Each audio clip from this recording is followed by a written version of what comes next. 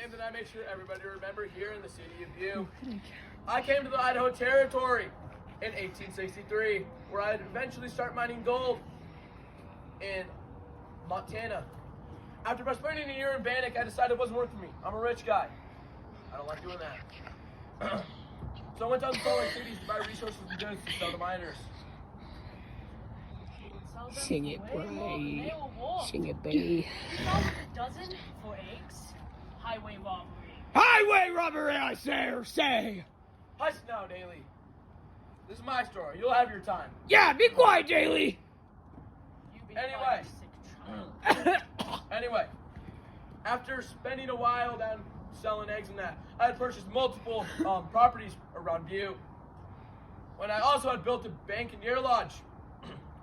I had owned multiple mining operations in the city of Butte and all that. I also had properties that would stretch down all the way from Butte down to Arizona. Yeah, thank you for being the father of Las Vegas. No problem. Anyway, eventually somebody would come to the scene of Butte to challenge me, Marcus Daly. After a while, I decided that... This is my best part. After a while, I decided wasn't working. I wanted to achieve something higher. I wanted to be senator of Montana. Too bad you bribed your way in the seat. What proof do you have there, Daly? You have absolutely none. You say I have none? What about the envelopes of cash to the Montana legislature? Were they not enough proof? Ever heard of the 17th Amendment? You can thank this lad for that one. Yeah. Anyway, Okay. my second time around, I decided didn't want to be a cheat. I'll do this fair and square. So, what I had done is I built the Columbia Gardens. Hi, I'm Tony Hoffman. I teach Montana and Butte history at Butte High School. I also used to work at the Orphan Girl as a tour guide. I worked there for about 4 or 5 years. On a typical day, I might take close to 100 people underground. So over the years, I've probably taken in the thousands of people underground. Didn't really believe in the ghosts at the Orphan Girl when I first started working there. However, started getting some weird experiences over the years. Started with somebody tugging on my tool belt. Started to feel like maybe somebody was touching the back of my neck. And I had guests who had experiences as well. Taking pictures, they claim that they caught some Tommyknockers, which are the little leprechauns or the spirits of the mine underground. One of the biggest experiences that I had was on a show called Ghosts of Devil's Perch. Watch that last episode. That good? One thing is has there any thing specific happened to you down in the mines, or has it all just been subtle things like the knocking or the... Yeah, we would hear knocking.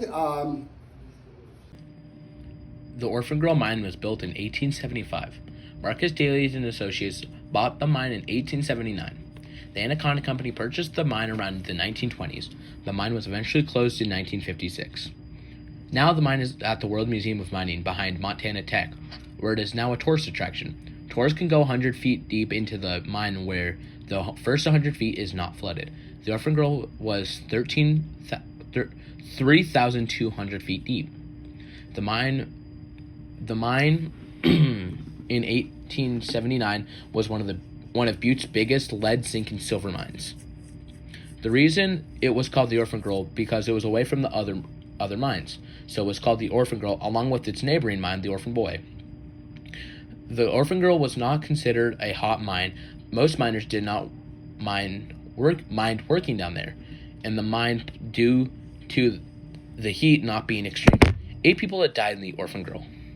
6 of the deaths were due to rocks falling and crushing people's heads open. They later named these rocks Dugans, named after the mortician Dr. Dugan. One of these deaths happened when someone had fallen down the mine shaft. Another was from a heart attack. 476,658 pounds of silver, as well as lead and zinc, were pulled from her depths. The Orphan Girl had minor amounts of manganese.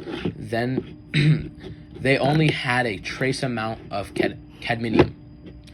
The Orphan Girl opened in 1875. It was among the first generation of hard rock mines. Like some of the other mines, the Orphan Girl produced silver, though it never produced much copper.